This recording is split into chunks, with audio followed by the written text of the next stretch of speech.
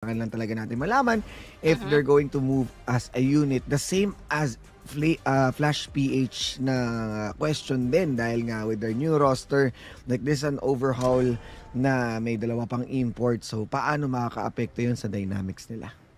Yappy. And yun nga, no, nakita ko din sa comments kahapon. Medyo nakita ko yung mga comments nila. Sabi, welcome to PH, mga imports.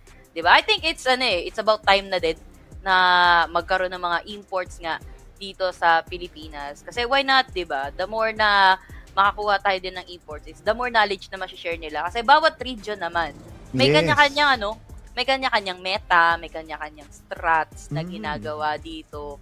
Though, most likely is kung paano din sila mag-a-adapt and paano nila mai-evolve yung meta ng Pinas sa meta na nalaman nila from their previous region. Pero we'll see, tingnan natin kung gaano kalayo dadalhin ang Flash PH dito ng kanilang dalawang import and ng kanilang, sabihin natin, teamwork. Ang tanong din is kung may mas teamwork ba sila kumpara sa Elevate. Ayun, dito magkakaalaman dahil naglabas na rin na magkabilang support dito, no? Ang Elevate tsaka Flash. Zhangfei kaagad, Dolia kaagad, meta kung meta.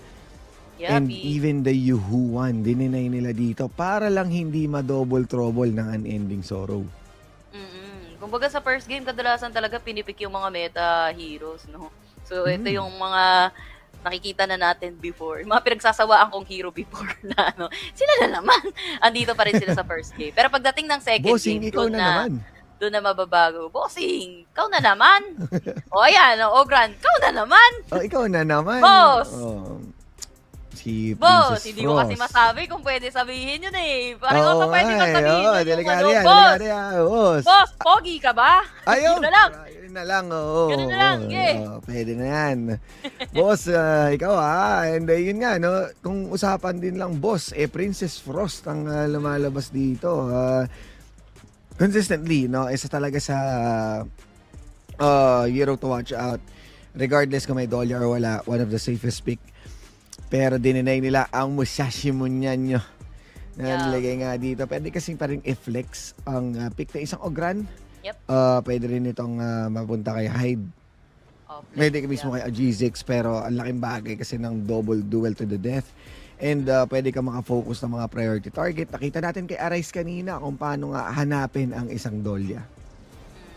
Pero kasi FLPH, they went for Musashi Munyanyo din kasi dito to counter itong si Ogran. Ngayon, gusto kong makita kung anong magiging buo dito ni Musashi against, ni G6 against this Musashi. Kasi medyo may flashback ako dito sa championship na sabi ko, katapat niya rin nun is Musashi. And then, napaka-importante talaga sinasabi ko, mag-blood rage ka. Pero wala akong nakitang blood rage. Tingnan natin kung this time, baka ito na yan, mag-blood baka rage na tayo. Kasi ang laking bagay nun, pre. Ang laking bagay nun, if hindi nag-work yung Ogran mo dahil sa duel to the death ng isang Musashi, hindi ka makapag-heal, sagutan mo ng blood rage para makasurvive ka. Pero yun kasi, medyo napuprostrate ako, aminado ako kay G6 nung championship. Kasi hinahanap ko talaga yung item na yun. Sabi ko, kung nag-blood rage yun, laban pa yun eh. Kaso yun nga. Let's see, this time, tignan natin. Uy! Renji, ang pinik agad dito ng side ng Elevate. Teka, kasi titignan natin dito. Sino ba bang pwedeng makuha dito? Para sa kanilang farm lane eh. Farm lane na lang eh. Ay, farm lane. Oo nga pala, no? Luban. Ban na lahat ng farm lane na meta. Boss, Mengya mo na yan. Mengya. Erin. Luara. Shoye. Laura. Si Florantet Laura. Hoyi. Yun naman yung pinaka-possible din. One of the safest. Kung hindi man Garo, talagang Huyi na yung kasunod. Although Garo, somehow favorable dahil meron kang silence. And yung ultimate din, yung circle mo para lang magkaroon ng extra damage at once na break yun, pwede ka ring magamit as pang-kite. Kasi ang problema mo dyan yung Elaine eh. Oo. So paano ka magiging productive, di ba? Siguro yung Burning Sun Arrow na lang once na mapakawalan mo na yun. Job's done. Move na lang ulit. Hindi kasi siya katulad ng isang Garo. Kung saan ka nag-ulti, doon ka lang din. So, open ka talaga to access ng isang lane. Pero since recently na-nerf din si Garo. Sayang naman. Sayang naman yung skin ng Jujutsu. Nakuha mo na, no? Tapos saka ni-nerf. Oo, ganun lang talaga yun. Tingnan mo, wala na rin gaano nagko-kongming kasi tapos na eh. Tapos na yung... At least pogi ka. Meron kang Jujutsu na skin, di ba? Ako hindi ko na kompleto si Garo. Pero may Kongming tsaka Itadori ako. Big time. Oo. And balita ako din, medyo tinitis nila yung JJK2. Uy. Medyo lang. It's very, very light. Oh, pero, di ba naglabas ng picture na The Cavalry has arrived ba yun? Oo. Going forward kung sino yung next. Kilala mo naman kasi yung mga kaibigan ni Yuji eh. Si pero, sino yun? Si Vincent tsaka si Dennis. May Reagan, no? Ayos mo yun. Anyway, dito na tayo, pre. Pili ko, eto na tayo eh. Oo. Parang Osiris, mukhang nagbabadya yung bagyo dito sa bottom lane. Oo, tamang pitikan lamang mula dito kay Kirvsu. Pero, ganda ng skin niya. Yun yung masasabi ko, di ba? Yan na naman tayo sa skin eh. Oo nga eh, hindi ko mapigilan eh. Ito yung mga something na medyo parang wala tayo na ito ah. Oo, kapogi-pogi eh. Parang gusto ko na din i-shoutout yung tito ni Manjin. Ay, sino ba Tito Joseph Saratan. Ay, nako. Tito Joseph Saratan, baka naman, di ba? Baka naman makatikim man lang nung mga pang-skinners dyan. Tsaka si Tito Benjans. Yan. Mga tito-tito na. Makikitito na lang din tayo. Oo, makikitito na lang din tayo. Kahit pa paano, no? And actually, wala pa naman talaga rin nagaganap dito. No? Medyo yung tempo natin, dahil nga, this is an Ogran, mag-aantay ka talaga ng moment. Yes, mauuna si Saro in terms of having a duel to the death. Pero, this is not the right time din para i-pull yung trigger dahil wala rin gaano pang gagalingan yung damage nila. But the good deny mula dito kay Agizix, ay, dalawang magkasunod. Pati yung River Sprite sa kanya na rin. Oo, kinuha ni Agizix lahat yun, pre. Para siyang casually na naglalakad lang sa kalsada tapos ang dami niyang napulot na mga nalaglag na barya, meron pang benteng buo. Lahat ng nadaanan niya, kinuha niya na lahat. So, ina-expect ko din kasi talaga sa isang Ogran is sila din yung magiging aggressive ng early, like mag-i-invade sila dito ng jungle. Pero FLPH, aware din sila sa ganong tactic ng isang Ogran. Talagang binabantayan din nila. Hindi naman nakatawid masyado itong elevate papasok sa kanilang tarima sa side ng Team Flash. Pero mukhang naghahanap yung FLPH dito ng pwedeng set-upan. Pero speaking of set-up, bottom lane, may nagbabadyang yellow. Ang ina-expect ko rin kasi dito, Yasu, pagka level 4 ng Huyi, ito yung nagpapakawala ng random burning sun arrow. Oo, yung global presence niya. Speaking of level 4, actually, level 5 na siya ngayon para kay Kirby. Oo, yun nga eh. Di ba madalas, once na pumitik ng 4, doon din pumitik yung killer instinct ng mga to. Kasi mas sure na tatama ang Burning Sun Arrow compared sa Unbridled Outburst. So once na makuha mo yung tamang play na yun, no? And ang problema lang din kasi, de-range ito. So mayroon tong Innate Purify! Ito ng Unbridled Outburst na may kasamang Winter is here. Para nga lang ba i-clear. Pero kailangan umatras din bagya ni Kirvsu dahil nga yung damage. At overall, wala naman tayong nakuha. Nagpakiramdaman lang yung ating dalawang team. Parehas, defensive lang yung binigay dito ni Cray4 for that outburst. Pero top lane yata natin, paring Osai. Wala naman nangyari. Pero continuing lang at the bottom lane, no? Kasi masyado na pe-pressure itong si Cray4 at saka itong si Kirvsu. Kita mo yung tower, meron pang shield, pero kalahati na. Actually, pabagsak na nga ngayon, given na walang nagdedepensa sa side ng Team Flash PH at the bottom lane. Basag na agad, 4 minutes into the game, nakaisang Tori na agad dito yung elevate. Ngayon, minamatahan nila yung additional gold na naman para sa kanila, Tyrant level 1 na walang kakontest-contest habang yung top lane may nakaabang si Hyde, typical na nagiging Hyde. Though hindi naman siya nag-attempt kasi dami nun, bro. Oo, delikado. Meron naman siya ditong sundown. Pero considering nga na hindi natin gusto i-burn yun dahil siya yung magiging susi para mahanap dito sila Kirvsu. Objective trade lang din and dahil nga nagamit yung Unbridled Outburst just to clear the wave sa bot lane and even the Winter is here kanina, talagang it's bound to happen that they are going to secure the first tier tower and we are seeing also the swap lanes na nga ngayon na mas magiging present na sa taas yung ibang mga members dahil si Hyde pumunta na dito sa bot lane. Yeah, si Hyde na, nag-change lane na kasi open na yun eh. Kailangan niya lang naman din mag-farm doon kasi lilipat na din kasi etong sila Azar at si Ivory Tremidane. Walang tinamaan ng Burning Sun Naro. Sayang naman yun. Pero susubukan pa rin naman nila with a duel to the death. Pero wala pa rin tayo nakikitang death as Hyde also is hovering around, waiting for any moment na magamit ang kanyang death at the sunset. Safe lang magkabilang side. Again, hanggat wala yung Burning Sun Arrow, hindi talaga kakayanin. Eye of the Phoenix. Nakuha ni Agizix. Naku po, unti-unti nang nagkakaroon ng item dito itong si Agizix. I guess, hindi ko pa naman ipupush sa kanya yung Blood Rage as of now. Kasi Taro, mukhang ang target niya ay itong si Ivory. Okay. Unending Sorrow mula nga dito sa kay Nitsu. Pero Crayford, pumipwesto lang naman muna dito sa Gedli habang si Agizix dumedire-diretso. No, grabe naman to. Eye of the Agizix pa lang yung dala-dala niya. Kung ano na, pumupronta na kaagad siya dito. Pero sa EFAS lang naman dahil nga gusto lang i-zone para sirain yung Torres sa top. Yapi. And maganda yung ginagawa ng Elevate. Nasa kanila yung control ng mapa as of now. And Team Flash PH, more like sila yung nagre-react sa ginagawa dito ng Elevate. Speaking of react, ito naman tayo. Araw! Kaso, sapat nga ba yun? Tatlo ang na-unbridled outburst. Kaso saan manggagaling ang damage? Sundown, kinalampag na at makakuha ng unending sorrow dito. Nagkasunugan na ng mga resources and they are empty-handed magkabilang side habang nakita na natin na yung Torre lang ang kanilang goal. Although na-burn ni Avalis ang kanyang Purify. But then again, considering na mas na yung nakuha sila outside dito, talagang nagwagi ang Elevate.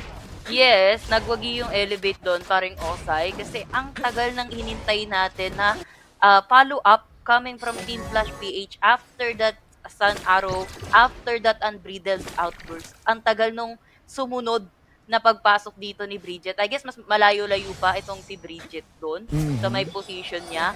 Pero kasi that gives time and space para sa Elevate makapag-reposition and mapaghandaan yung papadating na Bridget na nakita na nila sa kanilang vision. Kasi dito pa siya galing sa likod na gitna eh. Oh, medyo nagkamali lang in terms of timing and naging consequence nun is the tower na madali nga lang nilang nakuha na unscathed sila dun eh. Halos hindi natin naramdaman na may naging close man lang. And ating path of passing, ginamit na pangharang dito. Alam mo, ito rin yung skin na hindi ko nabili. Naging discounted din. Ay, shoutout mo si Tito. Ay, si Tito na bahala eh. Pero hindi naman ako nag-o-ogren. Yabi, pare, kidding aside, no, wala pa tayong kills, wala pa tayong grabe. Pero look at the tower ng FLPH. Araw naman, may tamaan. Outburst? Unbridled outburst. Pero tama nga ba na ilayo niya yun? Pero dahil nga nasa loob na dito si Hyde at Agizix leading the charge. Dumedire-diretso sila dito at kahit i-duel to the death, si Saro ang masasargo and they need to go entirely unending sorrow para lang makatakas. Pero si Mitsu, hindi na magagawa pang depensahan ng Torre. Pumasok na rin dito mula sa likod si Bridget, but it feels like Bridget's falling down. Kaya kailangan niya munang umatras at mag-regenerate all those liver of health matitira para dito sa ating Torre. Hindi ka nang mapatay dun itong si Bridget, diba? Is falling down. Kundi magiging London Bridget na siya. Ay, well. Ay! Agoy, pero ito all in all, that kill, those team fights, no? All in favor ng Elevate. Another hintayan moment na naman nung tumama yung Sunfire tapos ito na tayo team fight na. Yeah, so makukuha naman na nila dito. Kailangan nila isuko dahil nga nag-split sila. Sinubukan nila mag-overlord Pares. Kaso talagang naging casualty doon si Azar and they don't have any choice kundi pabayaan na lamang muna. Kaso sa bot lane, may chance pa kayak. Kaso si Crayford ang ating matatagpuan dito. Medyo makunachi. Meron din siyang unbridled outburst. May rage pa. Kaso mula sa likod, manggagaling. Pinutol nila dito. Burger kasaking muli. At hindi naman ganun kasakit ang damage na pinapakita ng Team Flash. Pero Agizix ang napakakunat. Nagpapakita malupit tong player na to. Dahil dumedire-diretso pa rin sila at hindi nila pinapabayaan. Apat na ngayon mula sa Team Flash. Hindi na Flash na bago kaagad na pangyayari. Dahil si Bridget ang makakuha kay Ivalis. At walang na hindi na pumapanaw dahil mawawala na ang mga miyembro at sa Mitsura lang ang magsusurvive. Si Mitsura nga ang nag-survive doon. I thought another quadra na naman kay Aji. Yun, pre. Muntik na naman. Napapaligiran na siya doon. Medyo pumuto talaga ako nung nag-conductor of souls siya. Na-regen agad. Pero kasi tinamaan siya sa Sunfire Arrow. So kung hindi siya tinamaan nun, carry pa yun eh. Makakapag-kill pa siya ng death pressing nun. But since na-focus fire na rin siya ng 4, there's nothing much na magagawa dun si Mitsura dahil nagamit niya na yung kanyang mga stats. And I think at that time, cooldown pa yung kanyang winter nung dikit-dikit na yung Team Flash PH. But they just lack the firepower that time din para sa side ng Elevate. Kasi dalawa lang naman sila halos na nandun or tatlo na bumagsak pa si Hyde. Oo, medyo ano rin eh, no? Yung pag-expect nila ng objective, it's a good idea, pero grabe yung lakas ng loob ng Team Flash doon. Oh, no! Oh, no. Bakit ka naman gano'n? Buti na lang. Dami natin nakikita ang reset ngayon. Ito na, Burning Sun Arrow. Pumapa na. Pero I don't think naaabot sila sa contest dito. Paring Osai, bawi na lang ba? Oh, Death at Sunset. 4 yung tinamaan niya doon. Kaso over the wall si Bridget. Pero wala na si Kibsu. Napakasakit ang damage dito. Duel to the death. Si Hyde ain't hiding anymore. Buhay na buhay pa rin sila dito. Nitsu kailangan na tubakas. At nag-aabol si Ajizix onto the side. Yung dalawang support natin naghaharutan na lang dito. At makakadepensa naman or magkakadistansya si Crave 4. Susubukan ni Aji na harangin. Pero hindi na kailangan pang problemahin. Dahil even a third tier tower mapupunta na rin sa kanila. Talagang casual lang na nilakad dito ni Ajizix. Ajizix actually. Kasi dire-diretso lang siya. Okay. Oo, hindi na siya. I don't think na kailangan niyang bumuo dito ng like another defensive item nga ng Blood Rage. Kasi what I see, galing kay, para kay Saro, hindi niya first target ang Ogran. Mas pinipili niya pa si Ivalice or etong si Hyde, no, na bigyan ng duel to the death kumpara sa isang Ogran. I was sure na yung Musashi Munyenyo is usually talaga first target is this Ogran. He could have given like hell dito kay Ogran, hindi siya makapag-heal agad-agad, lalo na kung ipo-focus fire nila. They do have some damage naman eh. Coming from the side ng Team Flash PH eh. Pero yun nga, I guess yung prioritization nila is iba. Lalo na dun sa duel to the death. Ang nangyayari is mas nakaka-heal pa itong si Ajizix, nakaka-preheat pa itong si Ajizix. At the same time, nasusurvive din mostly ng mga members ng Elevate yung binibigay na duel to the death dito ng side ng Team Flash PH. Ang dami mo rin kasing kailangan isipin, Yasu. May winter is here sa kalagitnaan. Once na mag-commit, andun din yung sabihin na nating yung ode dito ni Ivalice, no? So, hindi siya basta-basta may execute, lalo pat sa raw firepower, talagang lumalamang dito ang Elevate with Alain and Azar. So may pakaka-focus dun sila Hyde, pero magkabilang laban ngayon ang Bridled Outburst sa pinakawalan nila dito, pero Mitsura ginamit ang Winter is here para maprotektahan ang kanila sarili, pero ang laban nasa wall Maria. Ang daming mahuhuli. Mournful Tempo, dalawa, kaso they are running low. Kailangan ngayon bumalik ng Flash PH para depensahan ng Torre, pero nagkasunugan lang ng resources, pero wala pa ring tumutumba. Yapi. And mabagal yung ating kill count dito, paring Osiris, no? Kasi talagang focus lang sa goal. Mostly yung Elevate, o foot rage. Papasok. Taboy-taboy. Kaso kasi kailangan rin makuha ni Ajizix yung execute threshold. Tulad niyan! Dahil nasalo na ang winter is here. Death is near. And they don't have much of a choice dahil nasa loob na ng base. Ano pa ba magagawa nila ngayon dahil 3 miyembro na lamang ang natitira, pero makikita natin ngayon si Bridget binabalasa ni Kuya mo Azar at mukhang hindi nakakayanin pa. Nag-aantay na lang tayo ng susunod na wave ng minions sa mid. Naharang pa ng kabila at mukhang nagsasayawan lang sila dito. Tamang tsa-tsa lang muna, tamang tango lang. At mukhang mahuhuli pa nga dito over the wall. Nakapag-flash pa and Kuya Azar with the kite. Ginawang saranggola, inisa-isa. At mukhang ang ending sorrow, ito na rin ang bad ending na mapupunta sa Flash PH dahil Elevate will make sure na makuha ang Game 1. Elevate, ragasa yung pinaka-definition on that game against FLPH. Almost hindi nga sila umuwi. Doon lang sila nakatayo. Sa may fountain neto ni Ivalice. Sabi niya, ito, tubig for you, holy water. Cleanse yourself. Diba? Malamig. Pero ito, magpalamig pa rin tayo. Siyempre, para chill din lang. Huwag tayo masyado maasim. Pero all in all, that was a fantastic performance na pinakita dito ng Elevate. Talagang pinakita nila sa atin na all-star kami, superstar kami. Ito yung napagdaanan namin. Marami man, nagpalit-palit man kami ng ka-team.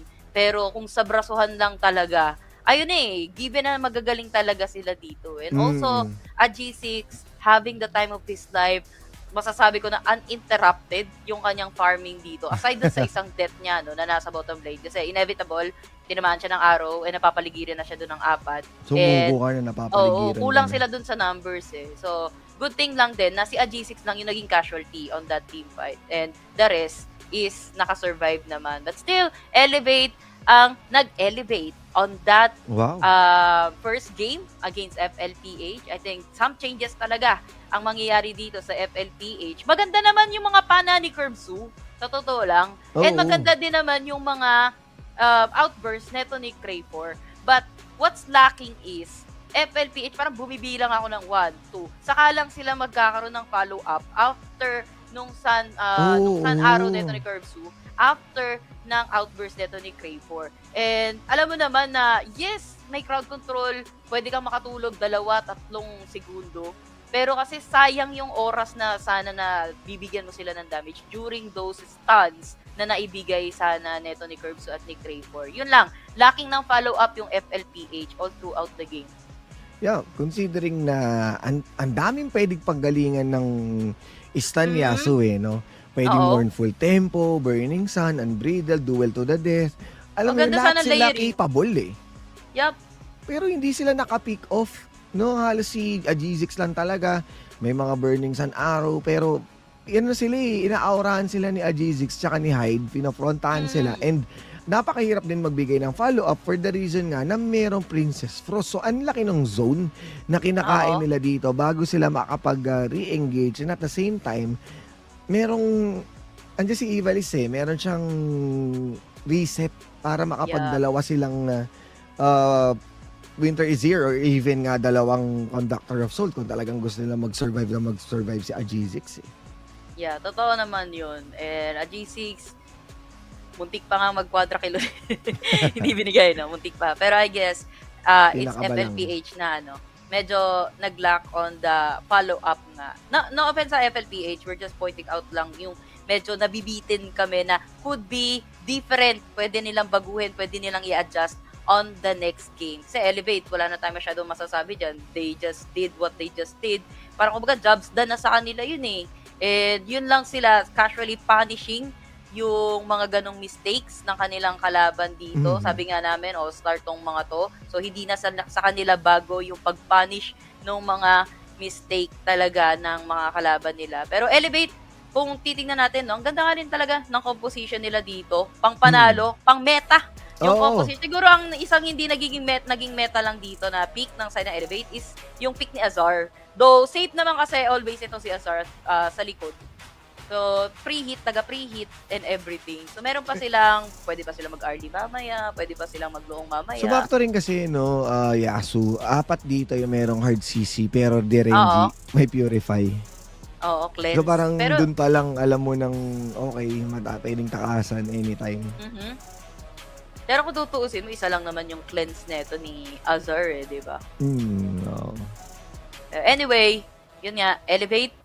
Ang tagal din natin nakakuha ng First Blood. Oo, nasa nagkalagasan na yung tower. And etong last team fight na to, talagang very commended si Mitsura, pre. Ang dami niya napatigas doon sa may baba, talagang luhod. Kita mo ilan yung lumuhod doon, Kung hindi nakapagpatigas si Mits doon ng members, tatagal to madadrag to Kasi nasa loob ng base. Walang gusto mag-engage. And nakita natin yung back and forth na yun na ang